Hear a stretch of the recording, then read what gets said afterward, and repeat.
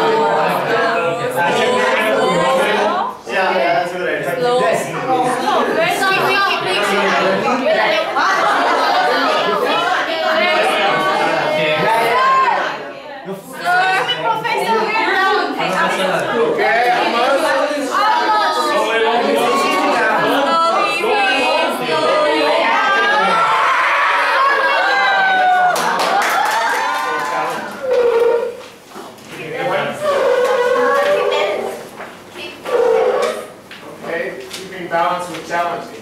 Why? What made that difficult? Keeping balance. I think. What were the factors involved? Everybody had a different speed.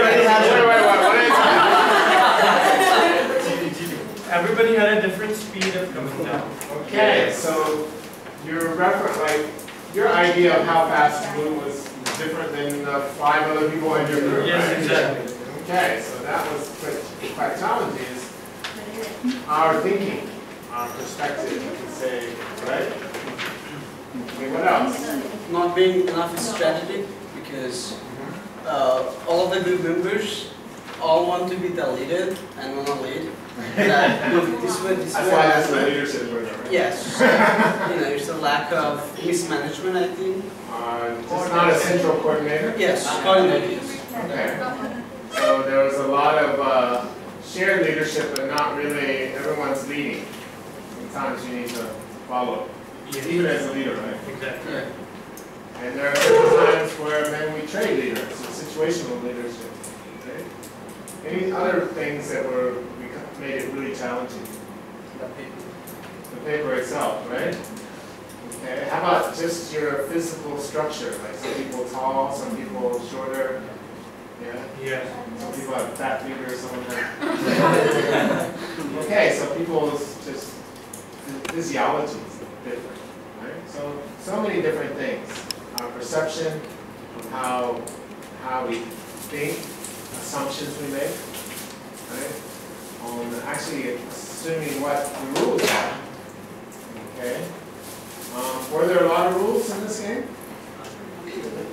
No. But this is where it comes in. First of all, let's go back. I have 3 things I wanted to know. When we talk about systems, what insights can you give me from playing the game that help us to understand or define a system? Anyone? Is this a system? Yes. What made it a system? Like with you, Components. 6 people. Okay, what were the components? Different brains which are trying to And the people, right? And the social part makes it really the complex part, right? Which is, like you said, the perception, the speed is all different. Until we actually do something. We try to standardize what we mean when we say, okay, 1, 2, 3, move. That's how we made it again. And then, Okay. yes. So how far do I move? So we actually, people have a reference point. Okay, we want you to move this far. We move together 1, 2, 3 like this, and then stop. But there's no sort of guidelines or no information. It's all up to our assumptions. That's pretty dangerous, right? Where we make mistakes. So a system is components, and systems work together, those components, right? Okay. How about sustainability? How did this game help us to think about this word and its definition? I think what really sustains the system is the teamwork between the people. Like if all people work together, and then you have this synergy, and then Okay. you can really like work together to sustain the system itself. So you need to be moving in the same direction. And you have to have a level of agreement. Okay. I'll quote your example, the first you started with, that let's think of it as a community and you guys as stakeholders. Now, everybody has a different pace of work in mind, everybody has a different style of work, so we have to coordinate all of them in such a balanced way that at the end we get the job done. Exactly. And how about this last one, leverage point, which has to do with where we make change so the system ends up where we want it to be, to fulfill its purpose. It was actually, What was some leverage point? How can, go ahead. it was actually when we felt that we were losing it, that we became more and more focused on how to stop it from falling down. Okay, so you did something different from the beginning. Yes. Okay, each group, was that the same? From the first time you did it or second time, did you change something? What did your group change? What was the major thing that you changed? I think our initial position. So position, arrangement. Yeah, arrangement how we so that it would be easier Okay. to deal down. So in a sense, your leverage point was your arrangement of people. Yeah. That was one. How about the Thai group? I think mostly Thai.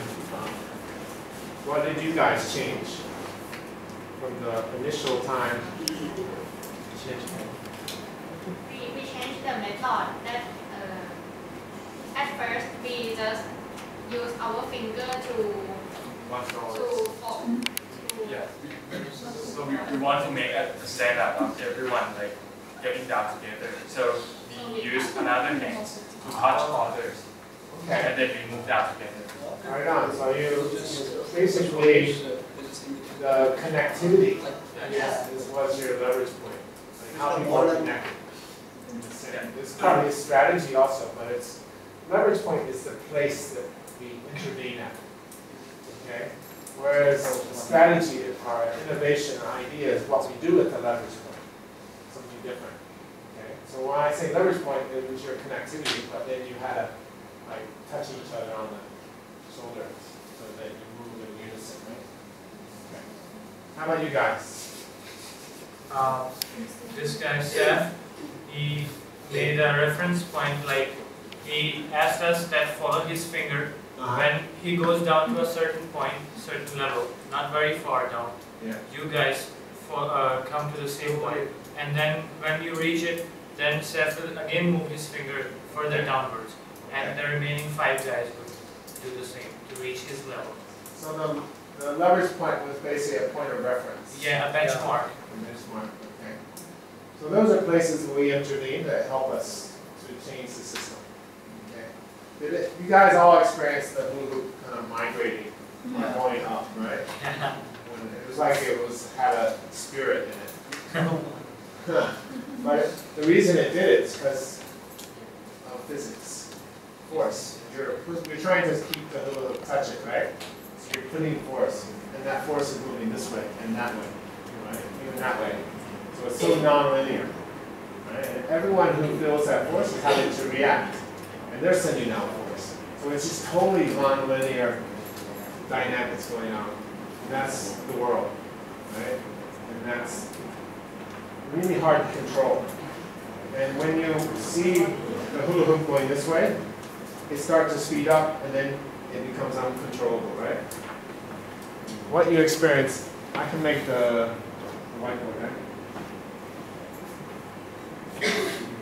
What you experience when the hula hoop basically migrated is the classic exponential J curve, hockey stick curve.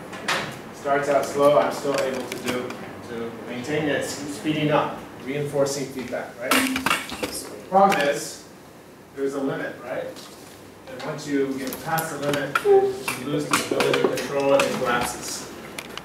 Okay? Which is also about sustainability. Right? Think of climate system. It's accelerating now, changes, aren't they? Right? You just think about the ice shelf that broke off about 2 weeks ago, the Larsen, right?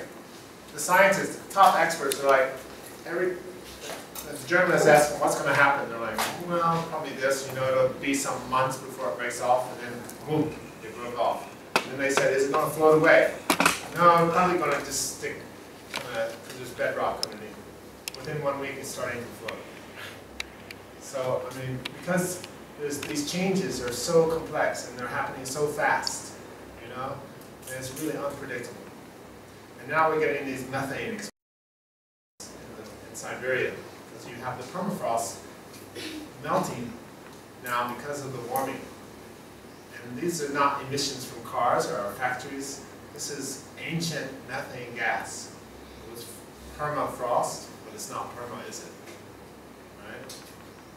And permafrost, what is it holding? It's holding methane, which is 25 times more like, how do you say, stronger in terms of it's a gas that blocks the radiant heat, right? A warming gas.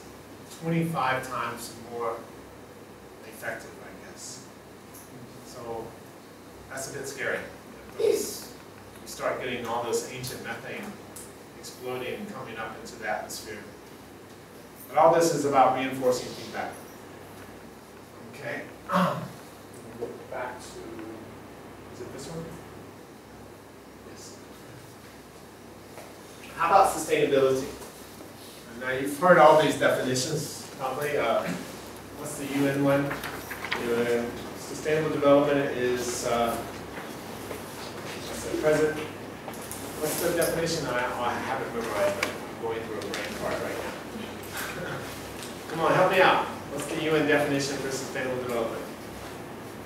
The development in the present, which could be helpful and could not destroy in future, which could be used for the ability to meet the needs of the present generations without compromising without jeopardizing future generations to meet their needs. Right? Yes. Okay. But that's also very complicated. Like, what are you talking about? Which needs and at what level? And so I have a very simple graphic definition. And it's about anything. Whatever you want to sustain, right? That means you want it to go on indefinitely forever. But you want it to be like fun, thriving, flourishing, right? Imagine someone walks up to your friend and said, "Oh, you've been with your girlfriend for like 6 years, right? How's your relationship? Sustainable." Doesn't sound so great, right? So you have to think about what is sustainability, right? It's not just enduring. You can do that on life support system, be in a coma for 40 years, right? Be married for 30 years and hate your marriage. You need it to thrive and flourish and regenerate, right? Okay.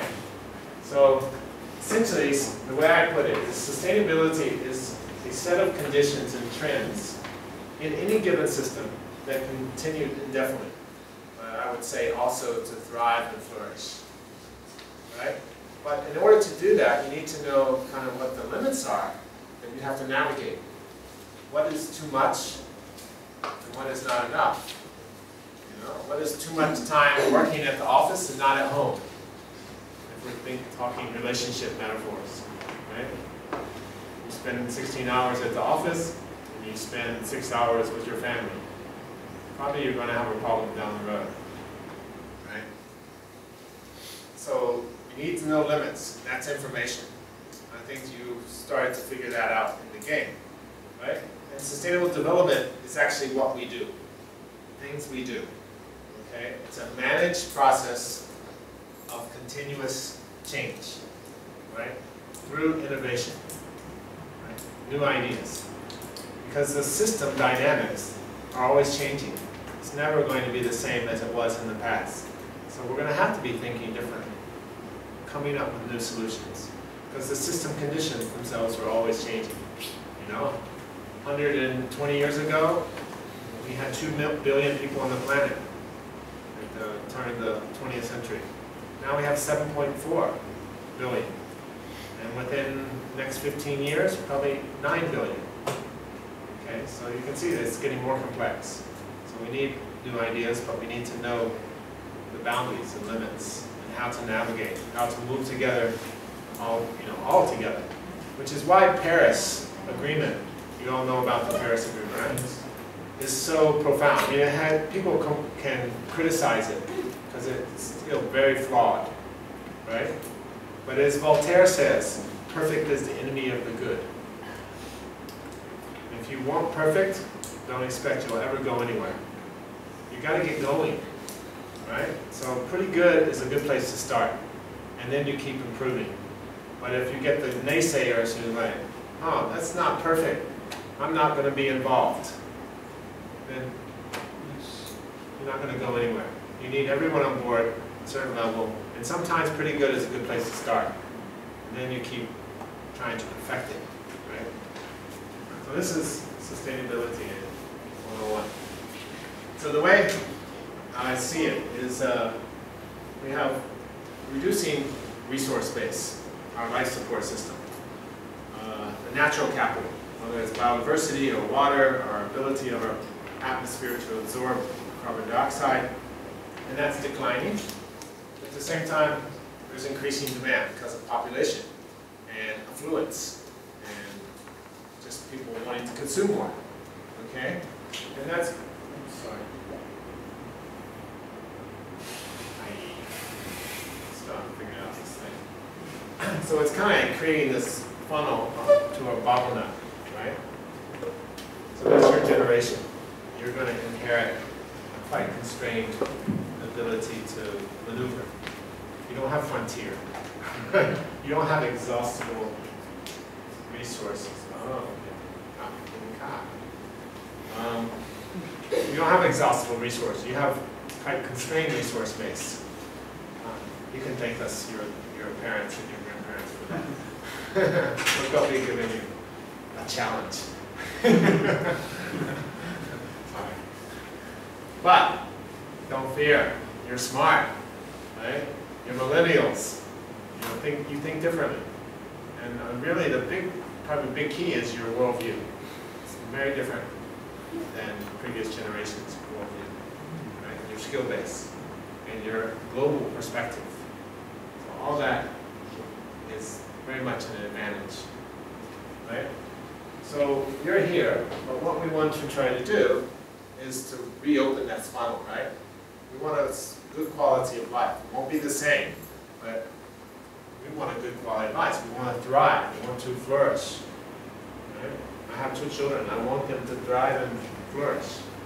So this is going to require innovation and creativity, okay? Strategic thinking, partnerships, right? Making agreements. All this is all part of, I think, the innovation practice. But we have to be sober. I mean, the planet is very complex. This is a non-linear thing. 7.5 billion, 9 billion, not too long. That's a lot of different perspectives. There's a lot of complexity, right? And the speed is increasing, right? So, and time is of essence, should we say, to make the changes to be sustainable. So, in the business side, because I do work with business, they put it this way. There's 3 market forces that are really impinging or pressuring business value. One, again, is the declining resources. 2 is rising stakeholder expectations. More and more people want to voice their rights. This is what I need. This is what I expect. Okay. At the same time, those are colluding with what we call radical transparency. What do you think that means? Radical transparency. I heard someone say it. You got rising stakeholder expectation, you have these constraints on resources, then you have this, what does transparency mean? Nothing's more secret. Yeah. And what is allowing radical transparency right now? Social media. Social media, the internet, right? Essentially. Information and communication technology. Right? Why do you think companies are becoming sustainable or trying to more? Because they can't hide. You can't hide in the jungle of Cambodia or somewhere in Sri Lanka, because it just takes a little smartphone to show a video of a pipe spewing black water, and then upload it to YouTube with the sign of the factory, and you're busted, right? So that's radical transparency. Okay. So this is what the pressures are. So that's a good thing. You know, this is the force for change. And the good news is there's a lot of innovations going on. You know, lots of stuff happening. Renewable energy, biomimicry, green chemistry, how we grow food, turning cities, making cities productive, and through vertical farming. Soon cities and buildings will be producing their own energy. Right? So in a sense, if you look at the various waves of innovation, sustainability is basically driving the 6th wave of innovation. How do we be sustainable on this planet? Because if we aren't, we're not going to be here. Right? I mean, there's a very real possibility that we could either be at the end of the human race as we know it, and we mutate. But I think the changes are happening so fast, and mutation happens a bit slow. But maybe things like AI and others will help us. Okay, we'll see. So but it's driven by us as humans wanting to continue to live on this beautiful planet, right? To have children, to enjoy family. And again, going back to business, it doesn't happen overnight, right? Changing and being radically transparent and sustainable. So you can think of it as a phase. Oftentimes the first thing we need to do is get companies to comply with law. Be good. Don't cheat. Okay? So compliance, but it can be an opportunity. It builds wealth, it builds, how do you say, good feeling. I don't know. If you're a company or anyone and you do your best, but sometimes you fail, or sometimes the rules change. But if people or the government has seen that you are trying to meet the requirements, sometimes they cut you a little slack, right? For instance, I think it's about 10 years back, the EU banned hexavalent chromium, which is used in a lot of like chips. Okay, I know HP was really dependent on this particular chemical compound. And so because HP was actually had a good track record in sustainability and trying to meet compliance and actually go beyond compliance, they got a waiver from the EU for another year so that they could come up with a replacement chemical. Okay? But if they'd already been cheating, they probably would have said no. Compliance is an opportunity. And making value chains sustainable. Creating shared value. You know, not just your company, but up and down the supply chain. Right? How do we increase that? So those are places to innovate. And designing more sustainable products and services. Like, look at all the companies now that are delivering, actually, their products are to make us more sustainable.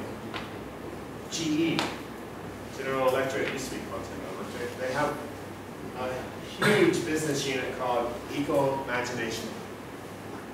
It's all about water treatment, renewable energy, energy efficiency, health.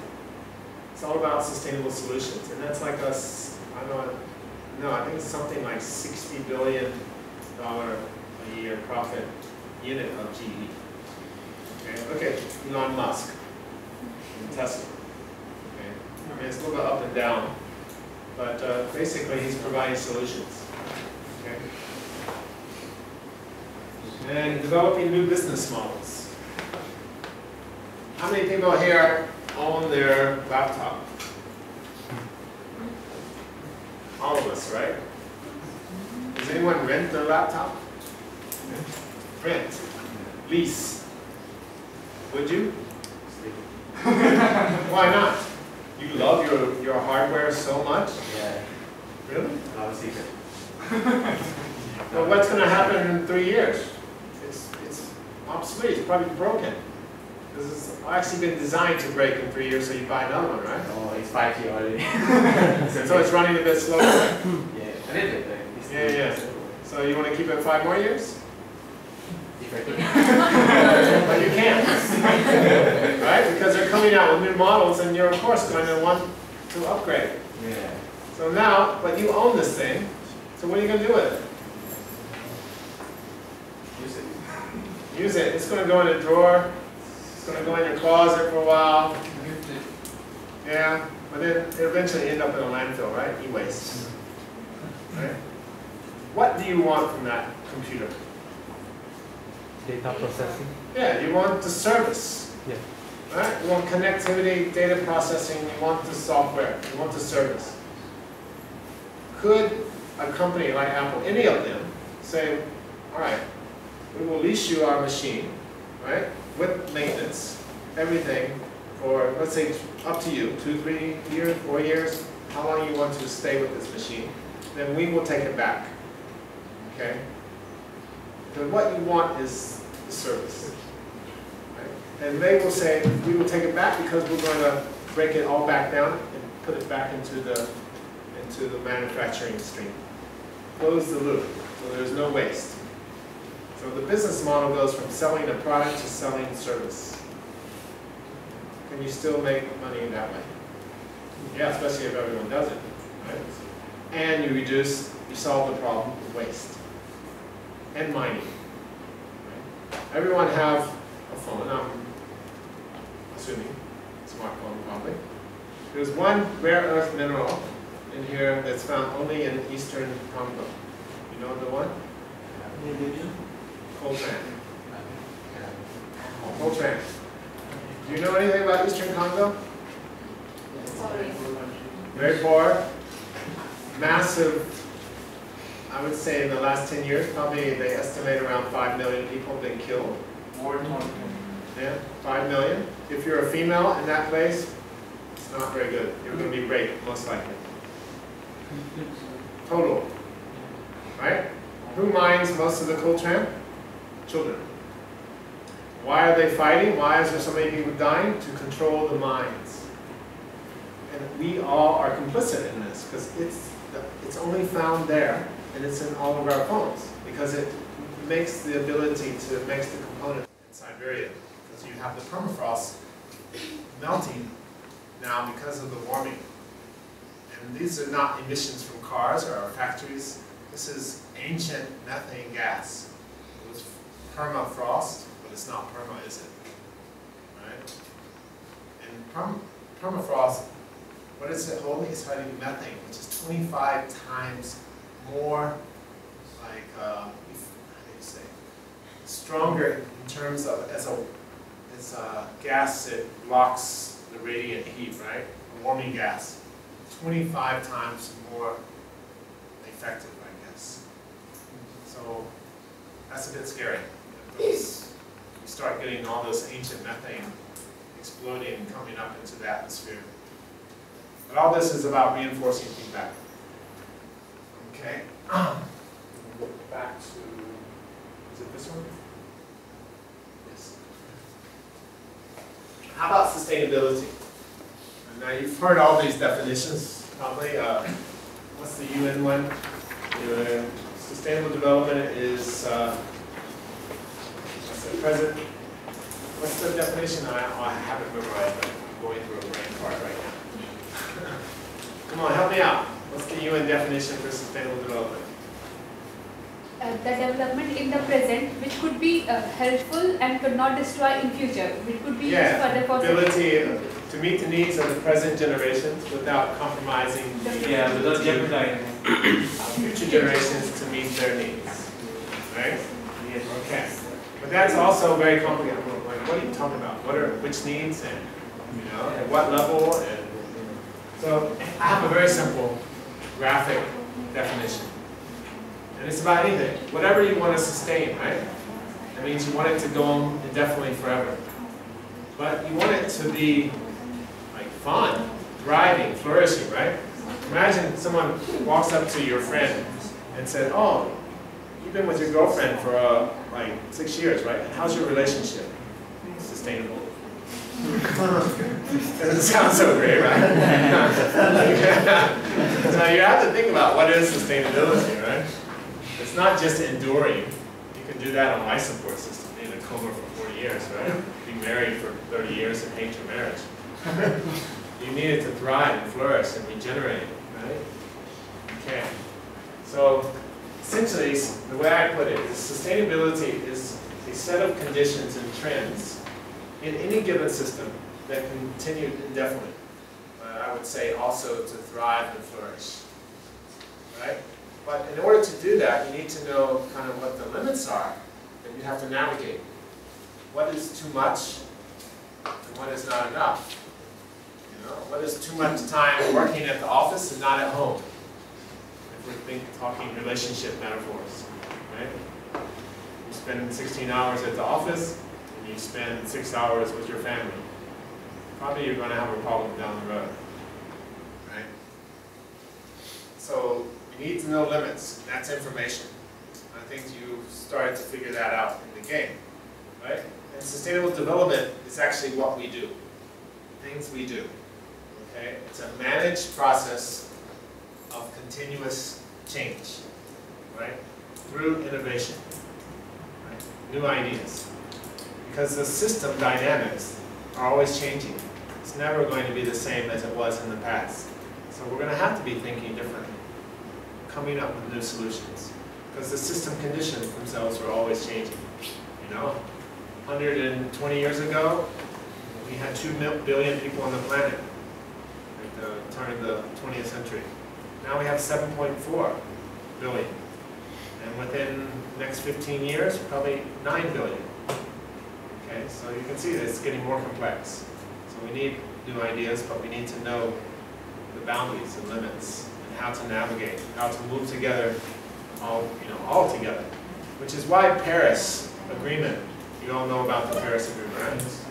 Is so profound. I mean, people can criticize it because it's still very flawed, right? But as Voltaire says, perfect is the enemy of the good. If you want perfect, don't expect you'll ever go anywhere. You got to get going, So pretty good is a good place to start. And then you keep improving. But if you get the naysayers who are like, oh, that's not perfect, I'm not going to be involved, then you're not going to go anywhere. You need everyone on board at a certain level, and sometimes pretty good is a good place to start. And then you keep trying to perfect it, right? So this is sustainability 101. So the way I see it is we have reducing resource base, our life support system, the natural capital, whether it's biodiversity or water, our ability of our atmosphere to absorb carbon dioxide, and that's declining. At the same time, there's increasing demand because of population and affluence and just people wanting to consume more, okay? And that's, I'm sorry. Stop figuring out this thing. So it's kind of creating this funnel up to a bottleneck, right? So that's your generation. You're going to inherit a quite constrained ability to maneuver. You don't have frontier. You don't have exhaustible resources. You don't have exhaustible resources. You have quite constrained resource base. You can thank us, your parents and your grandparents for that. Look, I'll be giving you a challenge. But don't fear. You're smart, right? You're millennials. You think differently. And really, probably the big key is your worldview. It's very different than previous generations' worldview, right? Your skill base and your global perspective. So all that is very much an advantage, right? So you're here, but what we want to try to do is to reopen that funnel, right? We want a good quality of life. It won't be the same, but we want a good quality of life. We want to thrive. We want to flourish. Right? I have 2 children. I want them to thrive and flourish. So this is going to require innovation and creativity, okay? Strategic thinking, partnerships, right? Making agreements. All this is all part of, I think, the innovation practice. But you have to be sober. I mean, the planet is very complex. This is a non-linear thing. 7.5 billion, 9 billion, not too long. That's a lot of different perspectives. There's a lot of complexity, right? And the speed is increasing, right? So, and time is of essence, should we say, to make the changes to be sustainable. So, in the business side, because I do work with business, they put it this way. There's 3 market forces that are really impinging or pressuring business value. One, again, is the declining resources. 2 is rising stakeholder expectations. More and more people want to voice their rights. This is what I need. This is what I expect. Okay. At the same time, those are colluding with what we call radical transparency. What do you think that means? Radical transparency. I heard someone say it. You got rising stakeholder expectation, you have these constraints on resources, then you have this, what does transparency mean? Nothing's more secret. Yeah. And what is allowing radical transparency right now? Social media. Social media, the internet, right? Essentially. Information and communication technology, right? Why do you think companies are becoming sustainable or trying to more? Because they can't hide. You can't hide in the jungle of Cambodia or somewhere in Sri Lanka because it just takes a little smartphone to show a video of a pipe spewing black water and then upload it to YouTube with the sign of the factory and you're busted, right? So that's radical transparency, okay? So this is what the pressures are. So that's a good thing, you know? This is the force for change. And the good news is there's a lot of innovations going on. You know, lots of stuff happening. Renewable energy, biomimicry, green chemistry, how we grow food, turning cities, making cities productive, and through vertical farming. Soon cities and buildings will be producing their own energy, right? So in a sense, if you look at the various waves of innovation, sustainability is basically driving the sixth wave of innovation. How do we be sustainable on this planet? Because if we aren't, we're not going to be here, right? I mean, there's a very real possibility that we could either be at the end of the human race as we know it, and we mutate. But I think the changes are happening so fast, and mutation happens a bit slow. But maybe things like AI and others will help us. Okay, we'll see. So but it's driven by us as humans wanting to continue to live on this beautiful planet, right? To have children, to enjoy a family. And again, going back to business, it doesn't happen overnight, right? Changing and being radically transparent and sustainable. So you can think of it as a phase. Oftentimes the first thing we need to do is get companies to comply with law. Be good. Don't cheat. Okay? So compliance, but it can be an opportunity. It builds wealth, it builds, how do you say, good feeling. I don't know. If you're a company or anyone, and you do your best, but sometimes you fail, or sometimes the rules change. But if people or the government has seen that you are trying to meet the requirements, sometimes they cut you a little slack, right?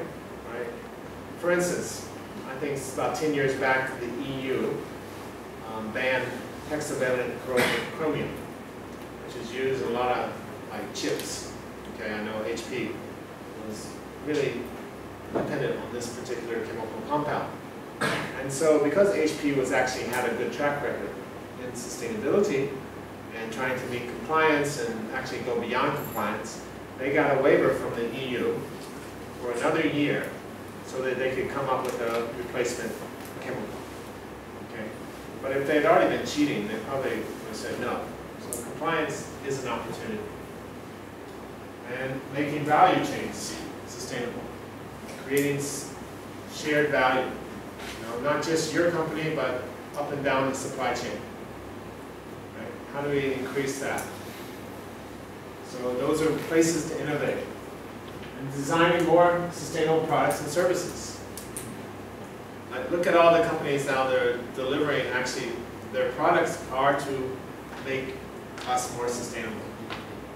GE, General Electric, used to be called General Electric, they have a huge business unit called Eco-Imagination. It's all about water treatment, renewable energy, energy efficiency, health. It's all about sustainable solutions. And that's like I think it's something like $60 billion a year profit unit of GE. Okay, look at Elon Musk and Tesla. Okay, I mean, it's a little bit up and down. But basically, he's providing solutions. Okay?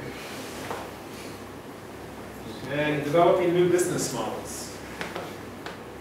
How many people here own their laptop? All of us, right? Does anyone rent their laptop? Rent. Lease. Would you? Why not? You love your hardware so much? Yeah. Really? Not a secret. Well, what's going to happen in 3 years?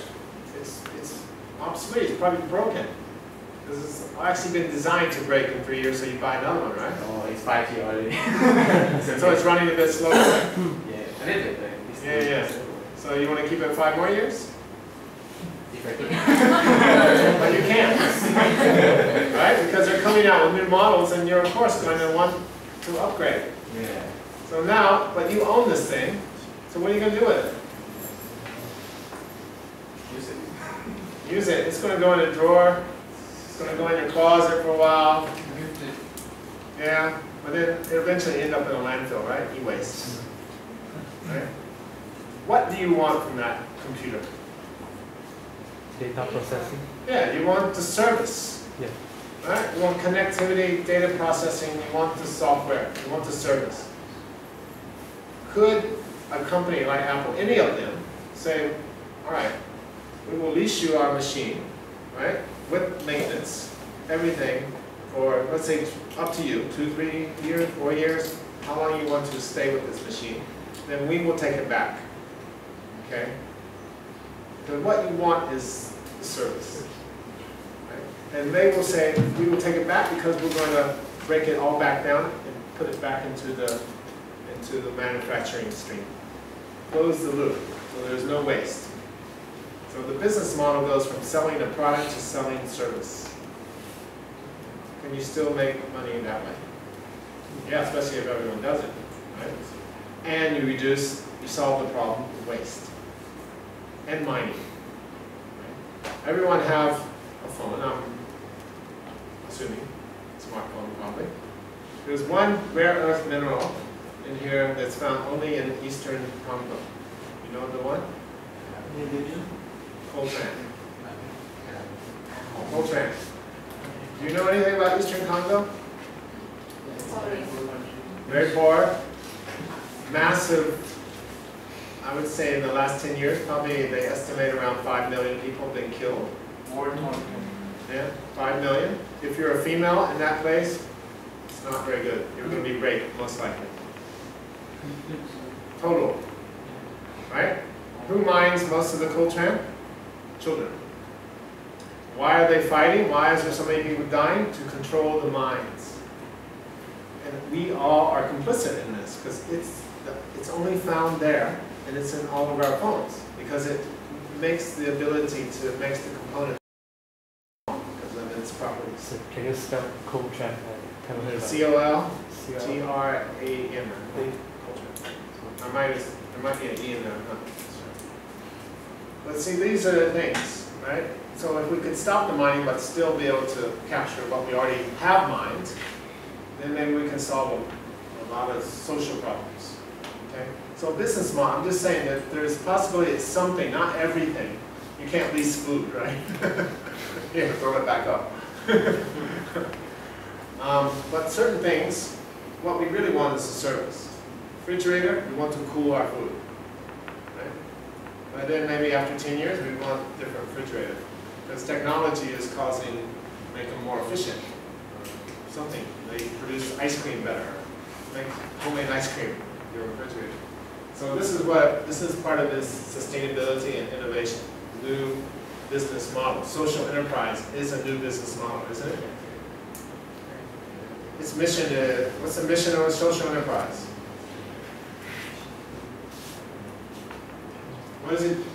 What is its overall goal? Social enterprise. Yeah, to do good, right? And how does it do it? Money. And how is that different than traditional business? Yeah, but it's still about making profit, right? Yes. Whereas a traditional business, the goal is to make profit. And then once you make enough profit, then you do good. Right? But there's a delay. Right? So during the period where you're trying to be profitable and make a lot of money, you probably do a lot of bad things. But then you get to a point like, okay, now we can do some CSR, and right? Whereas a social enterprise is actually, our whole overall goal is doing good. So it's right from the beginning, that basically guides us, all of our actions and decisions. But at the same time, we have to be profitable. So you see different business model change. And then the last is creating next practice platforms, which I don't know what those might be. Okay. Partnerships, the whole way that business and different competitors now work together. I don't know. I think it's probably starting to happen now. So the question is, how does system thinking make problem solving, planning, innovation more effective and sustainable? That's the question for us. You know this story? The Sufi story of the 5 blind men? Yeah. So you've got 5 blind guys walking down the road, and they smell this thing, and they run into this big animal, and they're like, what is this? And the villager on the side of the road says, hey guys, that's an elephant. And they're like, what's an elephant? Because they've never seen one, right? So they all start moving to figure out what the elephant is. Yes, right? But they each grab a different place, and there's one guy says, no, I know, an elephant is similar to a tree. Another one says, no, it's like a rope. And then, no, it's like a hairbrush. Oh, it's like a snake. No. It's like something else.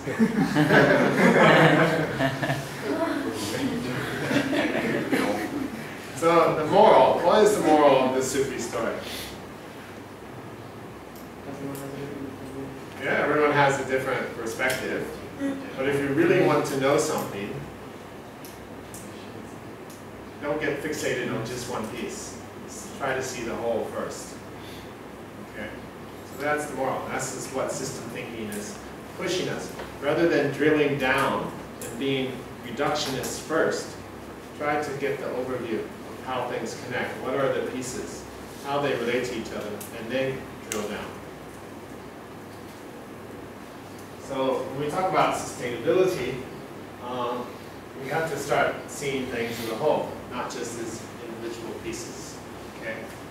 So we know the function and purpose. So then we know how to navigate better without causing problems with our innovations, okay, our new ideas.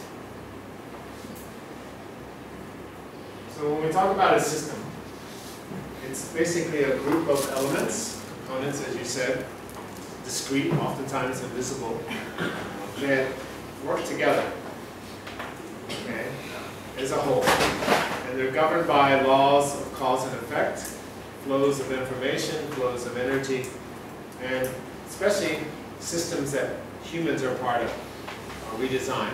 They always have a purpose or a function. Okay? They're towards to serve something, have an output.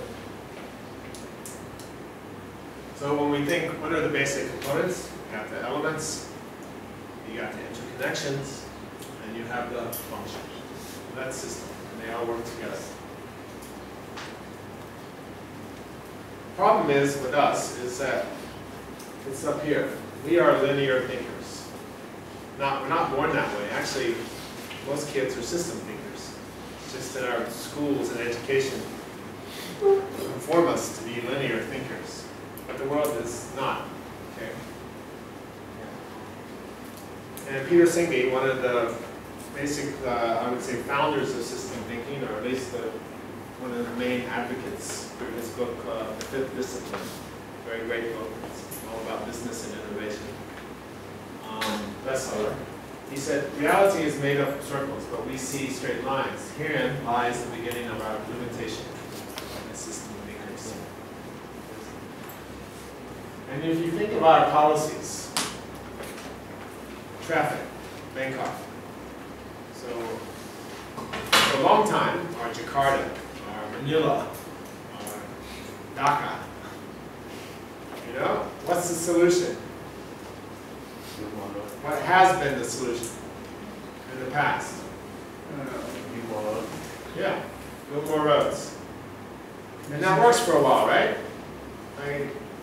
Like the expressway, tollway in Bangkok. 'Cause I've been here 20 years. And, you know, how old are you? 22. Yeah, so you were 2 years old when I moved here. So at that time, not many people used the expressway. It was like, okay, you have to pay some money, but if you're in a hurry, boom. These days, I've gotten on the expressway, and it's like 2-hour traffic jam.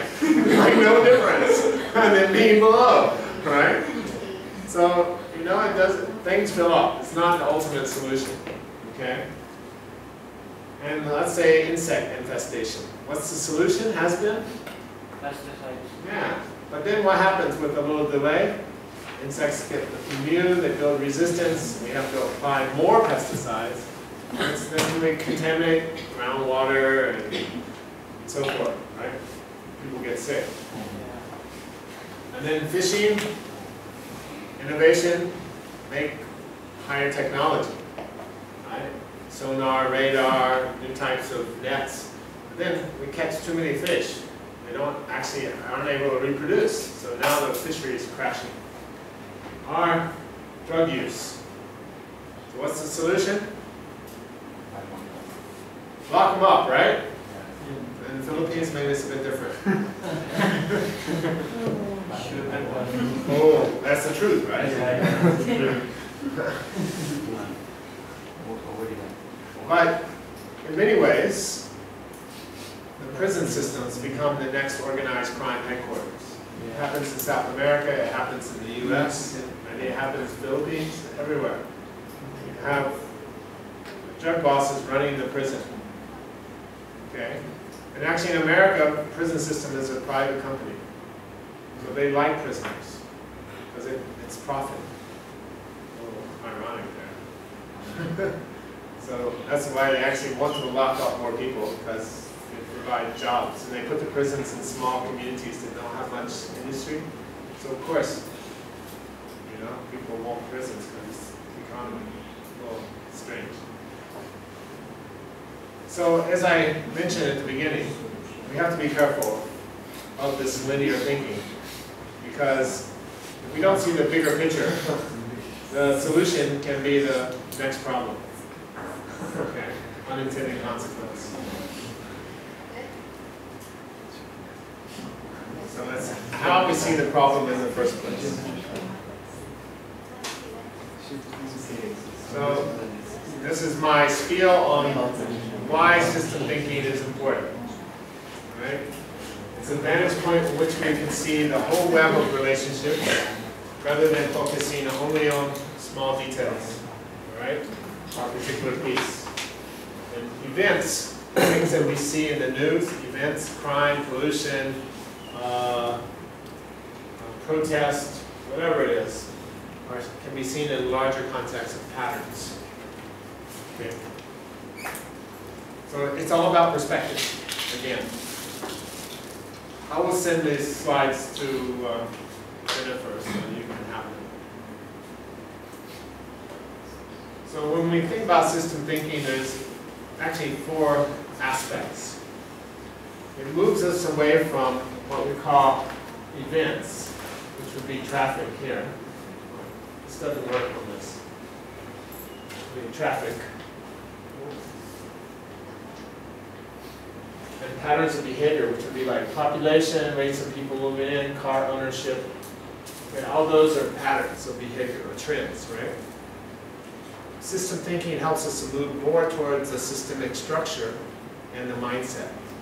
Whereas systemic structure would be the road network, and our mindset would be our idea of quality of life. We have to have a car, an individual car. Or, I think this area is attractive, we should move there. Okay? All of that is how you think. So events, we use in system thinking, we have various tools, and one of the really, I think, simple but extremely valuable tool for analysis is something called the System Iceberg. So the iceberg, you see like 10% above the water, but most of it you can't see. Maybe that's the reason the Titanic sunk. So events, the things we see, like in the news, or we see with our eyes, they're at the top. Okay? If we really want to understand why they're happening, we have to go below the surface. Okay? And we can start at the very bottom, which is how people see the world, our worldview. Okay? Which is an accumulation of our values and our beliefs, the type of information that we get, assumptions that we make, and so forth. Okay? And worldviews are very much the main influencers to system design. And culture is part of worldview, right? So when we say democracy, right? Why is every country in the world practice it a bit different? Because a lot of it's about worldview, right? So we still design democratic systems, but it's based on how we see the world, right? So worldview is the main kind of root initiator. We design systems. Systems, which is the components and how they're arranged and the dynamics, create behavior patterns, okay? And those patterns are what we see at the top is the events produced by those patterns of behavior. Let's say, I think all the cities that you're from have a waste issue, right? Garbage. You see it. It's in the rivers, it's on the streets, it's illegally dumped somewhere, okay? And we get outraged. Someone dumped. If I go out into my soy, open the door, someone's just like dumped the garbage there. Or the dogs have torn open the garbage bag, right? And I'm just like angry. But then, let's say that's a one-off event. But then let's say for a year, I see it quite often. You know, it's about every couple of weeks, the dogs are doing the same thing. Or someone's dumped their bag of rubbish, some homeless person, or whatever. So those are patterns, all right, established. And so I would ask, okay, if this is a pattern, dogs are doing this, people are dumping this, what is causing those patterns of behavior? It's the system.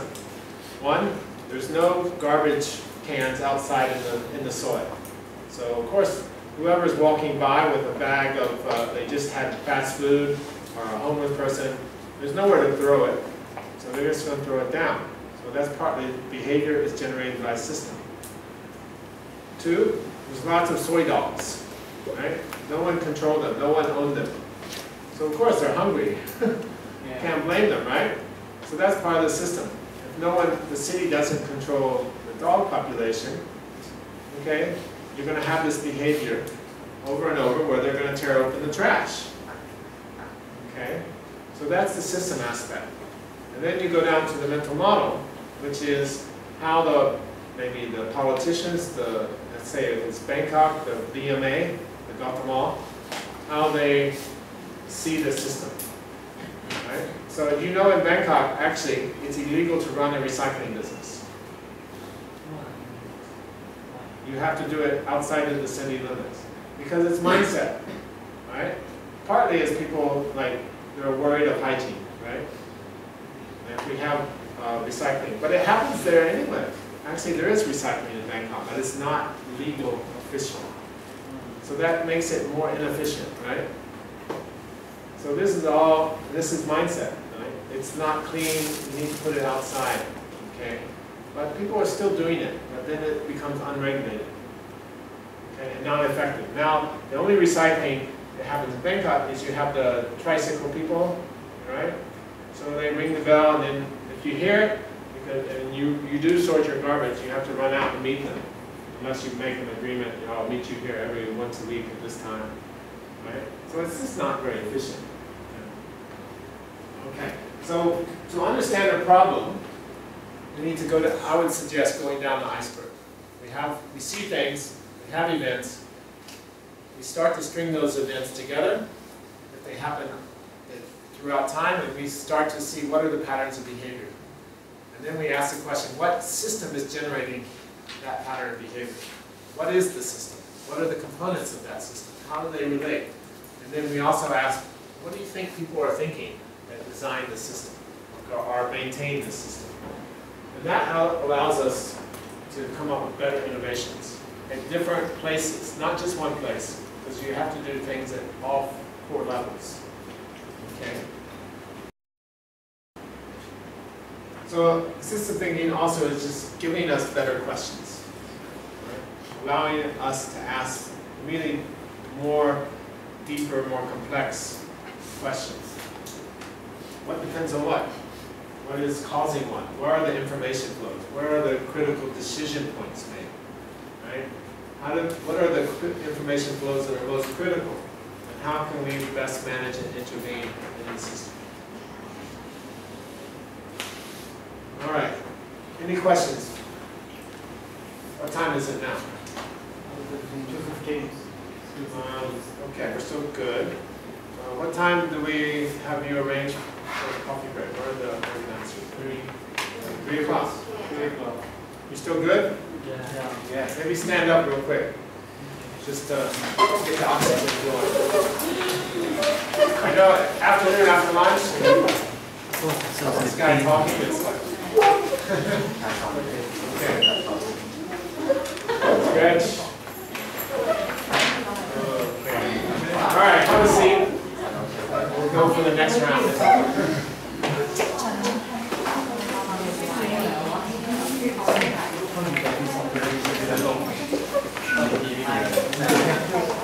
All good? We're still good? Okay. So linear problem solving is our dominant system building model, I would say. So the way we see it is we have a problem, we need to make some policy change, we have an intervention, we have an outcome. And there's usually the way we see it is a very little space between intervention and outcome. But in reality there is a lot of space. Okay. A lot of gaps. So I have a quick video, very short clip from a TED Talk to talk about the power of system thinking, especially visualization tools. Hopefully this will work. Okay, so I like that because it's very quick and it gets down, hones into what I think is the key thing, key message, which is don't be scared of complexity, but hone in on the sphere of influence. Okay, it matters most that you can actually affect. And interesting that the U.S. actually they're announcing that this week in CNN that this is the longest war in the history of the U.S. Its involvement in Afghanistan. It's like going on 16, 17 years? 16, right? 16 years. And what has changed almost? Nothing, right? I mean, Yeah, we've got ISIS now. yeah, now we have something anything consequence, right? So most of the actions have been military, but the solution is he come up with it. If you really look at it and step back, the solution was fair, equitable economic development and engagement with ethnic and religious groups. Okay, you can really engage with even the Taliban. Then you will, that's the start. You might end up with a different solution. And if you can bring jobs and it's fair, not just corruption in Kabul, then I think you would have seen more change. But they chose military option. Hasn't worked. Okay. So I think the Pentagon could be better at system thinking. All right, so I have a case study for you. Like I said, I want to make this more practical. Now, looking at your profiles, you guys come from a lot of different education backgrounds or interests. I think at least like 10 or 11, 12 different majors. Business administration to engineering. Some of you are, if I recall, IT, others in architecture. Is there architect here? Architecture. Yeah, so it's all over the place, which is great, very diverse. And I was thinking, well, what practical exercise could I do with such a diverse group, But then I think everyone's a tourist at some point in your life, right? You like to go and be tourists sometime. So I'm using a tourism case study, right? But you can think of it from your own point of expertise or interest in terms of what could be done. Okay?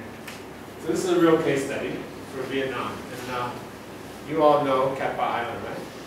Who's Vietnam? Cat Ba. We have never been here. Oh, I've been there. I used to work there. Yeah, so that's why I also chose it. I worked there back in 2001. 2002. So I'll give you a little, where do you want to go? Tour, a little background. So Cat Ba Island is actually quite a beautiful place. It's right on the edge of the World Heritage Site called Halong Bay, which is typified by these giant limestone karst towers that are vegetated. So they're really beautiful. If you've seen movies like Indochine and others, it's like this really surreal world. Okay, so it's a World Heritage Site. But I think it was designated World Heritage Site in 1990, late 1990s. At that time, not many tourists. Okay, so it was quite pristine. But now, of course, it's been discovered. And it's definitely a moneymaker for many people, for the country of Vietnam, for many business people, small vendors, everyone trying to bring tourists, right? Tourist is money, is income. But that also has some problems. Now, in Cat Ba, I first went there, it was a pretty undeveloped place. Mostly, there were two professions. You were a farmer, rice farmer, or you're a fisherman. And then there were a few ethnic groups right outside the national park that basically did subsistence type agriculture and a little bit of supplementing with illegal hunting in the forest. Right? One thing that's very interesting about Cat Ba, they have a species of primate called the Cat Ba langur. It's only found in the whole world on that island. It's a beautiful, big primate. I don't know if you know langur. It's not an ape, so it has a tail. But the langur tail is like 1 meter long, really straight and very like bushy. So it doesn't look like a normal monkey, right? And it has like a diamond-shaped head, you know? And this one has white face and it has red crest like a punk rocker, you know? And red coat of fur, really beautiful, you know? But sometimes beauty is very dangerous for you. People want to take your fur, because it looks so great.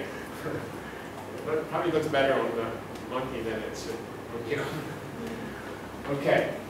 But anyway, it's quite a poor island. But people saw the potential for tourism. And actually, tourism to bring people out of poverty. Okay? Makes sense, right? You enhance tourism, more tourism. That means there's more jobs. More jobs is more income. And the well-being and improved quality of life will follow. Makes sense. But of course, things are a bit more complicated than that. So this is 2006. So I think tourism, like I said, started really kicking in about 2001. And economic development, or at least not economic development, but the economy, if you look at it in GDP, has soared. Okay? But the environment is in the opposite way. Okay, crashing quite hard and quite fast. But the poverty level of the people who are still poor and their quality of life hasn't changed any.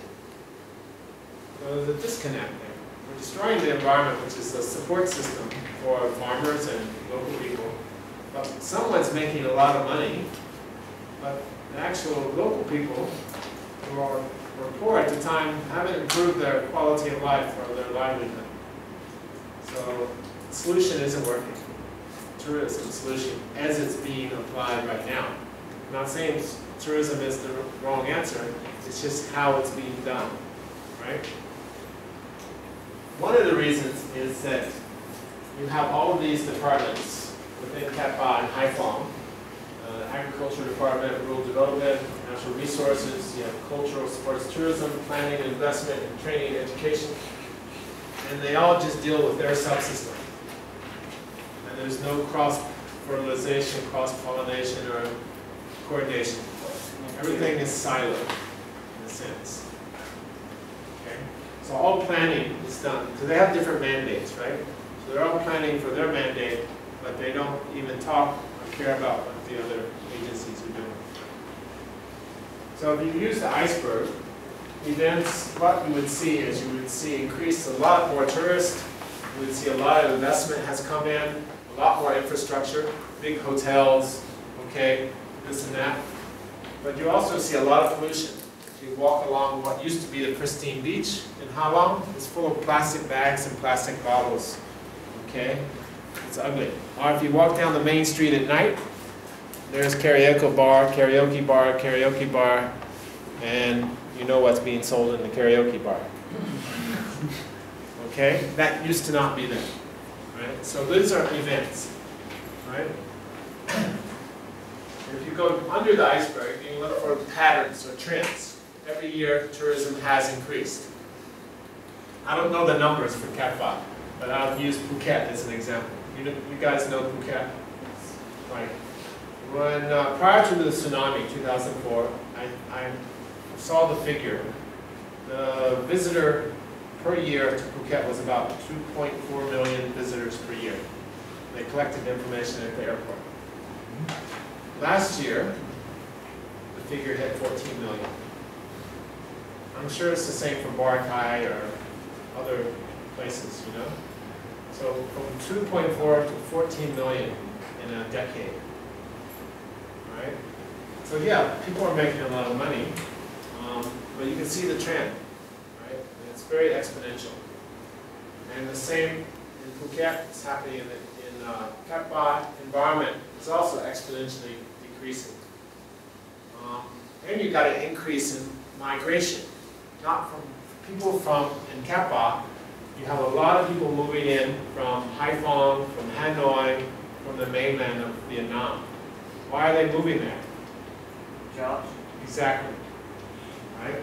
So there's a big influx of people, non-native Cat Ba people, migrants from other places of Vietnam. Right? So those are patterns. If you look at the structure, you have this siloed problem solving, or policy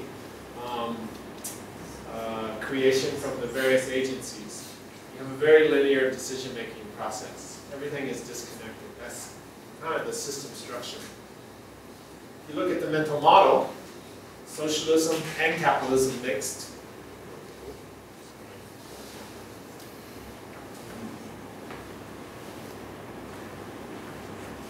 You have the mental model that economic growth equals poverty alleviation. Right? Very simple mental model. If you grow the economy, people will not be poor. Right? There's also a mental model that economy is always more important than the environment. People think that way. So that's a mental model. So what I'm going to have you do is I'm going to give you some case studies. And you're going to build me the system, what it looks like. And then we're going to try to find where is the best place to change it. So you're going to basically put all the pieces together. You're going to read the case. The variables, the components are in the text. So you'll have to pull them out. Okay? And then start to link them together. Right? In a story of cause and effect. Flow of information. I haven't passed it out to you yet. Okay. But also one of the keys, what you're looking for is feedback. How things feed back around. Okay. So I'm going to divide you into 3 groups. And you'll have a different focus. So one group will be socio-demographic and economy group. One will be socio-demography and natural resources, and the third one will be economy and natural resources. Okay. And then you need to read the case study, and then you need to start to build the system map. So you'll do this, I'll give you, and we'll go outside and use the tables. But I need you to not talk so loud. So you'll get a big flip chart, and I'll give you some post-it notes. So for each variable in the story, each component, use one post-it note, so you can move them around. And when you get them sort of where you want them to be, then you start to link them. You have markers, and build your system like that. Okay. So let me pass this out.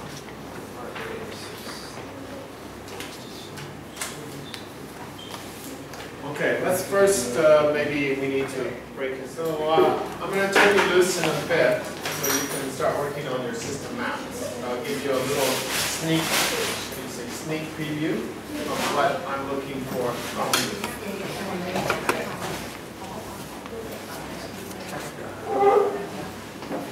But I'll float around to let you get started. Make sure if you have any questions, make sure you're on the right track. And then let you work it out yourself. But if you do have questions, I'll be around.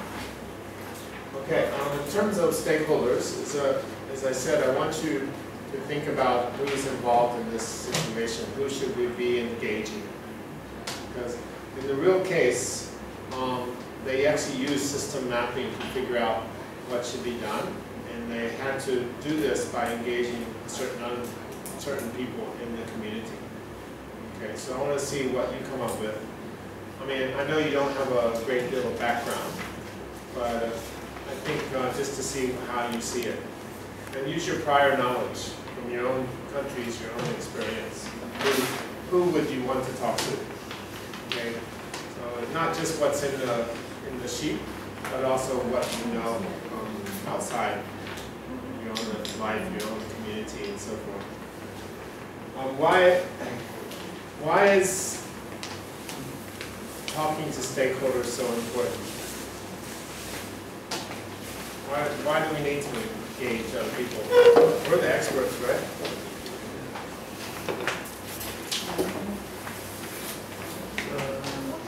So that we may get the hula hoop successfully to the ground. What was that? Say it again. So that we may get the hoop successfully to the ground. Yeah, something like that. So we get the hula hoop successfully to the ground. But as you also brought up, everyone maybe sees the way to get the hula hoop to the ground is a bit different. Exactly. And sometimes those differences in strategy or how we see the problem never let us actually solve the problem because we end up with conflict between different people.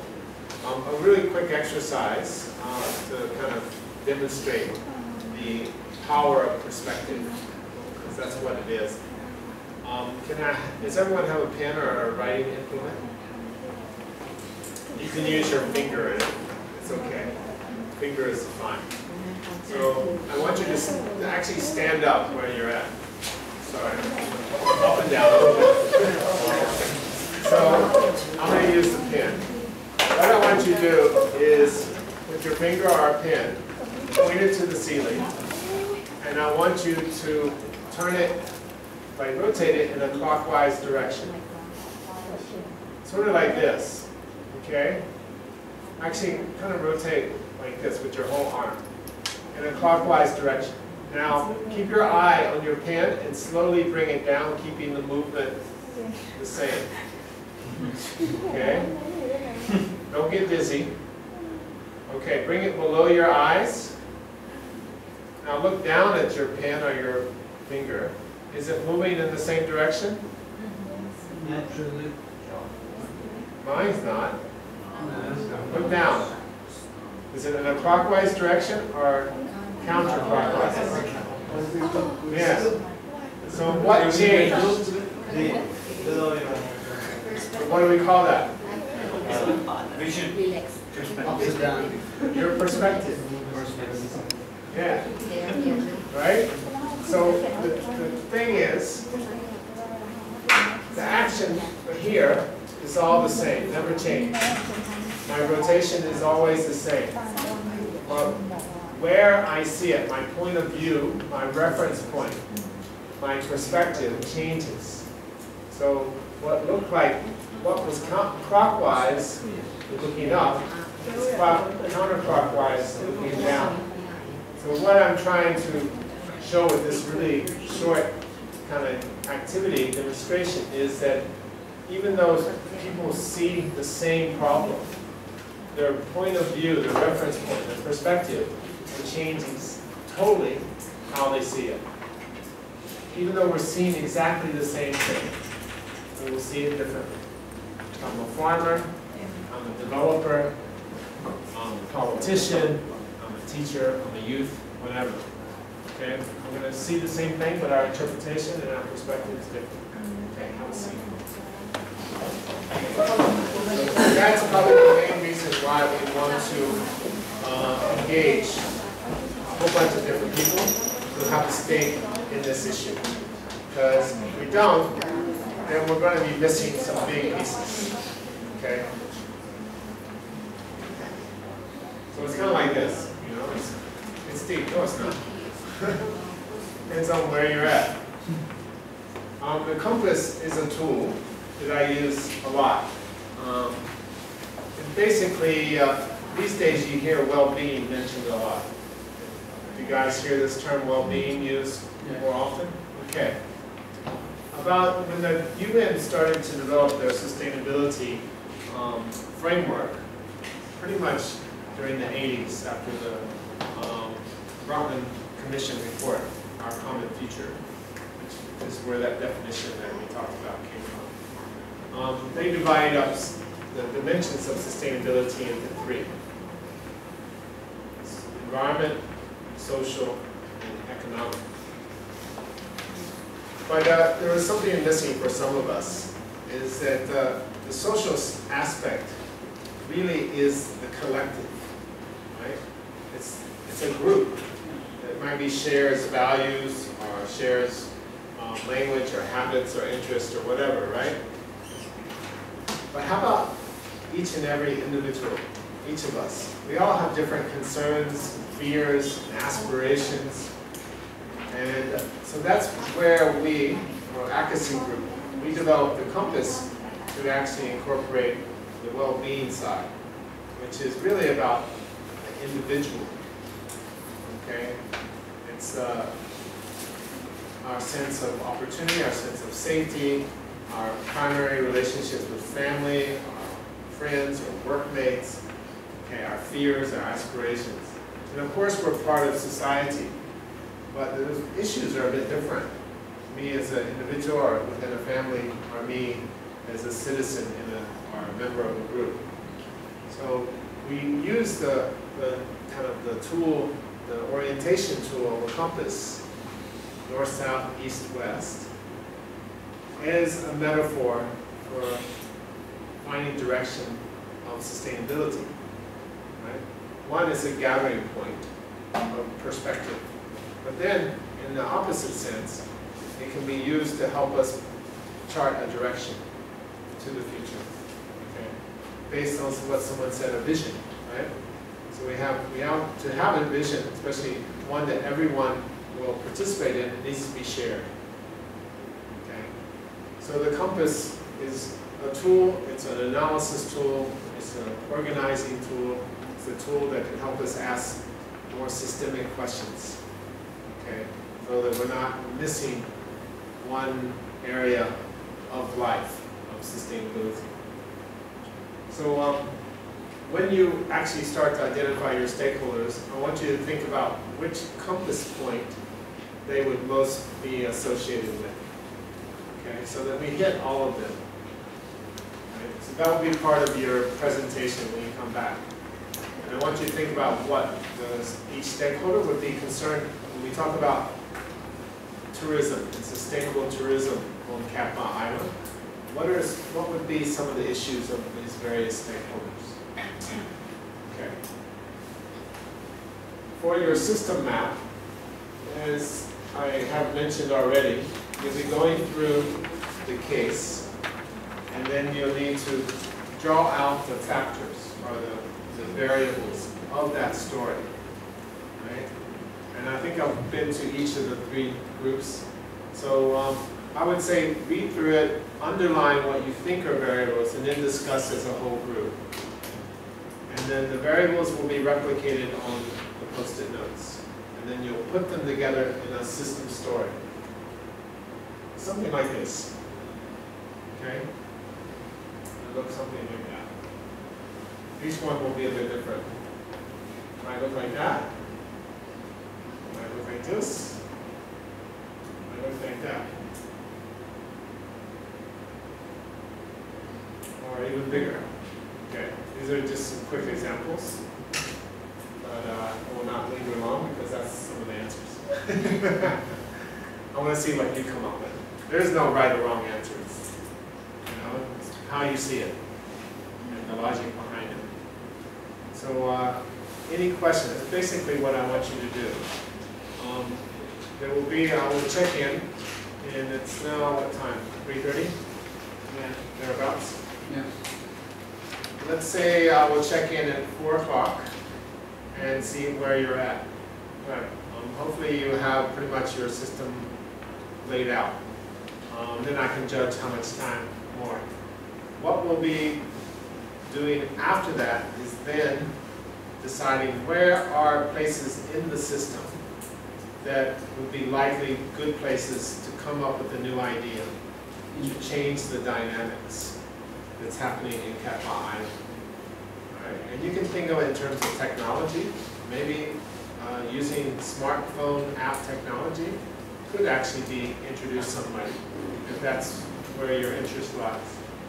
Okay? Maybe it's actually a routine or a behavior that needs to change. Maybe a policy could be different. Maybe a way of working could be different. Maybe there's different information that could be available that people aren't getting now. And again, that can be delivered by technology. Okay. So we'll call that leverage point, and I want you to kind of find what are the nodes or even the connection that you think would be the good likely point to intervene with a new idea that will basically have whole system impact in a positive direction to what we hope, ensuring sustainable tourism, increased income for local people, and an increased quality of life. But doesn't cause some of the unintended consequences which you're reading about in the case. Right? Water pollution, water stress, increased poverty actually, social evils. Okay, any questions? Is that pretty clear? I'll float around, but pretty much you have about 30 minutes or so to work as a group. So, there you go. Our subsystem was natural resources and economy. So we made all the study in terms of relating natural resources and economy to sustainability. Like you mentioned earlier, there are 3 components: social side, economic side, and environmental side. So we focused on the economic side, and all these are on the sticky notes are actually the factors which we generated most of them from the summary, then we created feedback loops, and the feedback loops show that some of the there are relations between each one of those factors, and there are some factors which are related in both ways, like increase or decrease in one affects the increase or decrease in the other. So then can you point those out specifically where your key feedback loops are? Yeah, like I'm gonna give an example of the number of migrants to the expansion of infrastructure. Now, the number of migrants, when the city council will see that the migrants are increasing every year, so they'll expand or they will improve the infrastructure. And similarly, in the reverse way, when the people outside the city will see that the infrastructure of Cat Pa is improving, the opportunities are improving, lifestyle is improving, they'll shoot off to Cat Pa Island. So similarly, I'm going to give another example of the feedback loop between level of satisfaction and tourism facilities. At the level of satisfaction, there will be more and more tourism facilities because more and more people will invest or take up jobs in the tourism sector. And similarly, the more there are tourism services, the more will be the level of satisfaction of the visiting tourists. Like, I can go to one place, I can try a lot of things like rock climbing, cliff diving, etc., etc. Like, and then I'm going to give you a key. Like, these black lines are the relations, the green one shows the feedback loops, and the red delta sign shows the leverage points. The leverage points are those points, like we discussed earlier, where it's time or where there is opportunity to take suitable action to achieve our goals sustainably. So the first one we have marked with our mutual consultation is number of migrants. Like this is something which can be tackled. Like not ban migrants at all, people who want to move, but regulate it. Like put some limit on it that each year around this number of migrants can come and not an unlimited amount. Then we have marked between a link. Now, Mr. Robert said that it is not necessary to mark each like leverage point inside each factor. You could also mark it between the links. So we made a link between potential outside investors and quality of local environment. So this is where change can be brought in by you know, I can get the word emphasizing the importance of CSR, corporate social responsibility, to potential outside investors. Like outside investors, you are welcome to invest in Cat Island, but for that you have to do this sustainably. You have to take care of the environment. You have to introduce renewable energy and stuff like that. And the third one is ecosystem services management. Like, this is the key point of all of the systems. If we improve the ecosystem services management, then everything is automatically becoming better. Better eco-services management will lead to an improvement in the clean and fresh water availability, which is also becoming a problem, which will generate more money. I'm going to talk about money because our group is about money and economics. Then, ecosystem services management will lead to a decrease in the amount of trash and garbage in the peak season, which will attract more and more investors. Sorry. And after that, increase in the ecosystem services management will most importantly result in the increase in the number of tourists every year. So I think that's one. And the number. I want to come to the stakeholders we identified. First of all, it's the district administration. Now, connecting this with this model, with the system, we get to know that it's in the hand of district administration to control the number of migrants, number of tourists, and even municipal services, ecosystem services, quality of local environment, freshwater availability, you name it. Then there is aquaculturists or agriculturists here. So aquaculture is becoming a big problem. They highlighted it, and though it is generating funds, but this can be done sustainably. Then the local people, natives, they must be made aware of the advantages and disadvantages, economic, social, as well as environmental. UNESCO has a big role to play as it declared it a World Heritage Site. So how people believe in UNESCO, they usually don't believe it that way in the words of even their own governments, because it's a very big entity, you know. Then the tourists must be made aware, and the situation must be improved so that we may generate more funds, but also improve the economic development of the area at the same time. Then the temporary migrants, this was related to the leverage point as well, how to regulate them. Then the business owners, corporate social responsibility, national park administration, that is related with the deforestation, illegal hunting, and biodiversity loss. It should be improved. And thank you. We are working actually with the tourism, because in this, what's the name of this island? Cat Park. Cat Park, yes.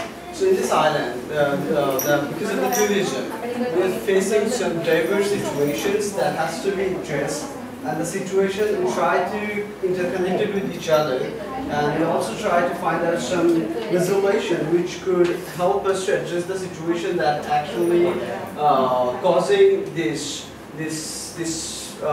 environment that tourists are not being interested anymore to come in here.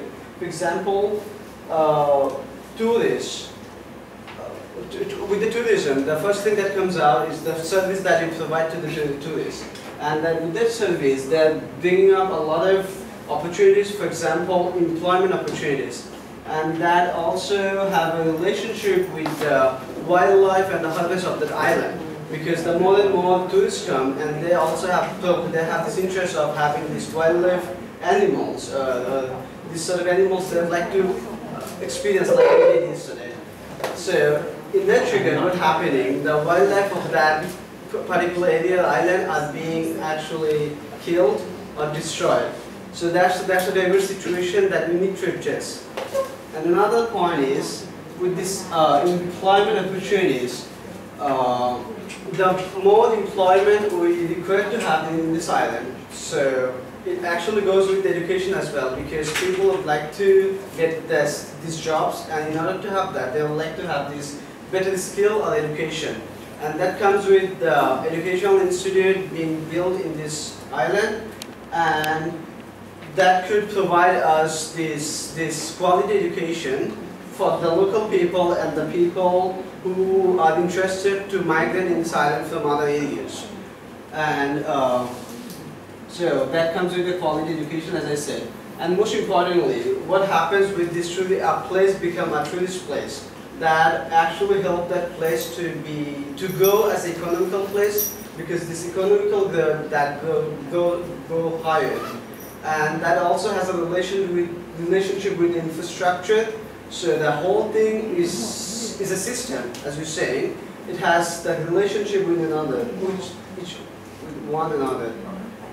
And so now, I'll not go any further with other examples. I'd just like to point out some of the places or the areas that we have to intervene, and we have to make some resolution to address the situation that are going backward.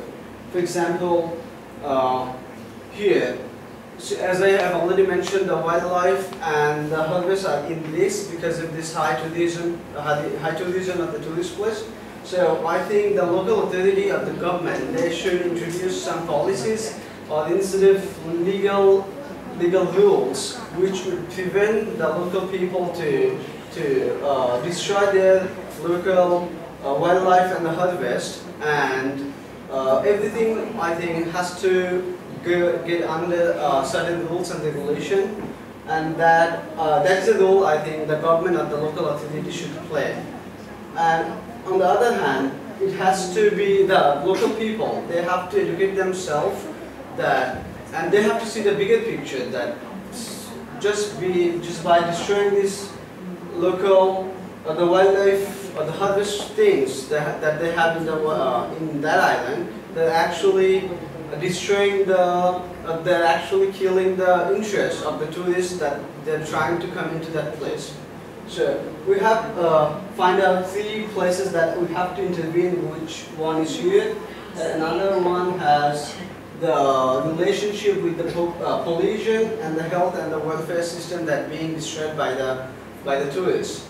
And another one that we have is the transportation system, because in the case paper we have read the way that tourists are more likely to feel pleasure to come into that is the ship. And in order to do that, what they do, their wastage and all other garbages, they're dumping into the water or in the oceans, and that is causing the destruction of the ocean fertilization. So, and in another form of transportation, for example, any road constructions or building roads or anything, I think that has a relationship with the transportation system. So I think that this is another place that we have to intervene and to have a better system altogether. I think that's it. Good job. Do you have stakeholders? We have stakeholders, but while we do that, we do not pay enough attention. So the stakeholders that we have, I don't know. No. Okay, just tell us who you would talk to. Who would you engage to solve this problem? Understand and to solve it. For example, the private sector. Okay. The private sector could be a sector who could help us with infrastructure and to help this economy to grow. And we have government, as I mentioned, there are a huge role that government have to play in terms of transportation and implementing new rules and policies. And we have local people.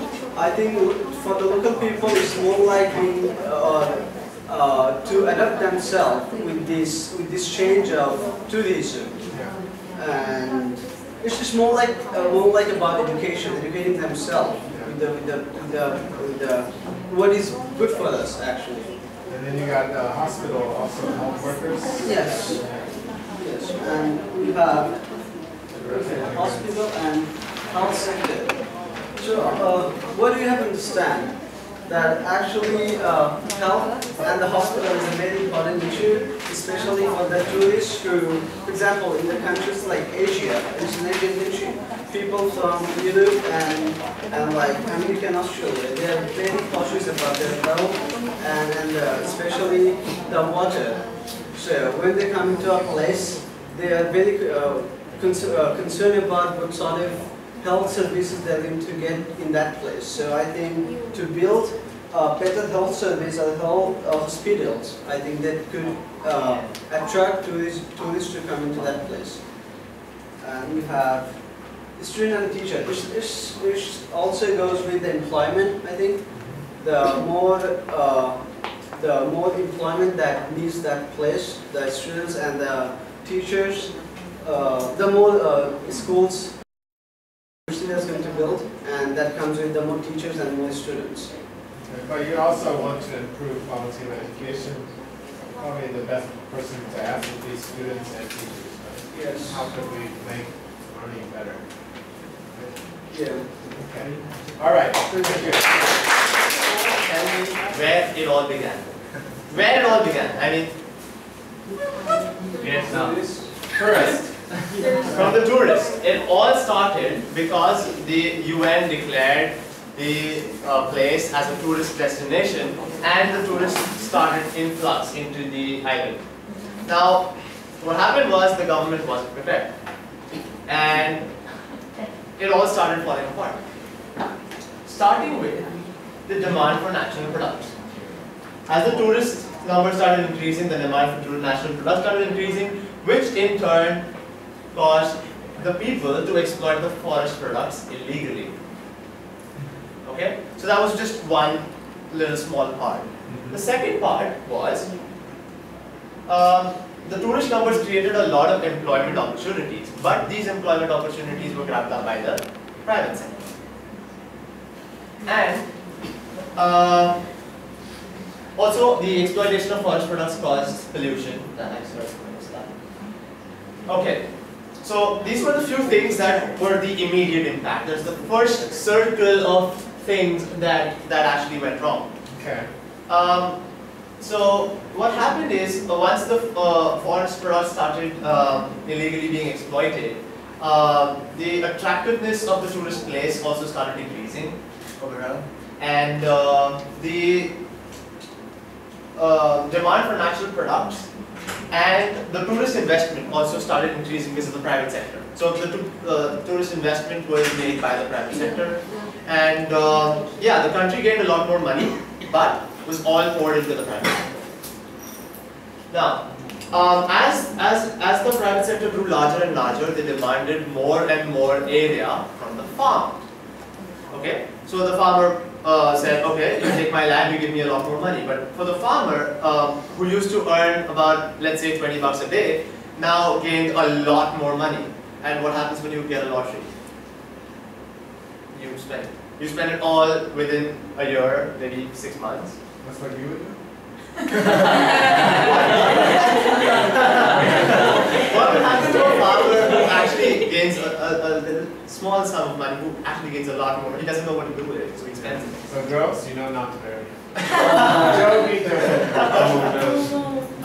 yeah, so as the area of the farmland started decreasing, obviously people stopped farming. And as people stopped farming, they had no livelihood. Livelihood, poverty. Right? So it's all interrelated, and there's one feedback loop that you can see right there. So what are your leverage points? Okay, for our leverage point, we separate it into two things, two types. The first one is the short visions, short-term visions, where we will change the no, the quality is education. So this is for not for the short, sorry, for the long-term visions. So first we want to recreate the standard, the education standard of the locals, because if they have like a better education, they will come up with the business model or anything that they can gain their job again. Yeah, and they can be entrepreneurs, right? Yeah, of course, and do the social enterprise in their own lifestyles. But for what about the short terms?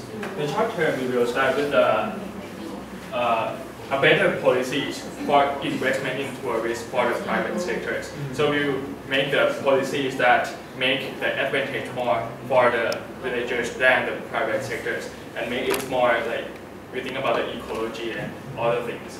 And the last one is to legalize certain forest products. Okay, I want your opinion on this. I just want to raise hands as such. What we thought was that since the forest products were a major cause of pollution as well as the demand for natural products and poverty in turn, was that since the people who were poor, they started going into the forest and started hunting and poaching and stuff because they had no livelihood, and that was their only source of income. So what we thought was that what if we legalize a little bit, certain forest products that could provide a little bit of livelihood for the locals, and would also create factories and the sort for the locals to work in. So I know this would be a contradicting fact since you're legalizing possibly illegal product like ivory, for example. But depend on the product, is it better? right? Depend on the product. Depends on the product, yes. If it can be regenerated sustainably. Yes, that is what we want to do. Yeah, so if it's a plant or something, but like big animal, I mean, they don't have elephants or cat, but their reproduction rate is very low, right? Yes. So that's the problem. Whereas, if it was a plant product or maybe another type of animal product that has a life cycle that's very quick. Actually, the goal is to restructure of the money structure of the villagers to make them have that just really income. They manage the resource in a sustainable way, like they don't just exploit, but they regenerate and they have the data to to be able to manage it. Why not? Yeah. This is the first phase, the sustainable. Yeah. These were the three definition points that we had. Okay. Right on. And your stakeholders are pretty similar to the others. Any difference? You got fishermen, right? Yeah. Private sector, hunters. Okay.